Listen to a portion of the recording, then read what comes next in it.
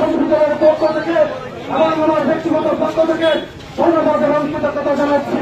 সংগ্রামী সাথী বন্ধুগণ, আশা করি আগামী আন্দোলন সংগ্রামে আদালত যখন পুনর্বার আসে তখনই আমরা সকলে ঐক্যবদ্ধ হয়ে হাতকে শক্তিশালী করার জন্য বাংলাদেশ জাতীয় দল বিএনপিকে শক্তিশালী করব।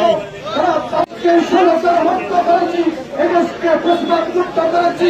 যদি আবারও যুদ্ধ করতে হয় করবো, আবারও সংগ্রাম হয় সংগ্রাম লাগে সংগ্রাম যাবো, মানুষকে মুক্ত করবো।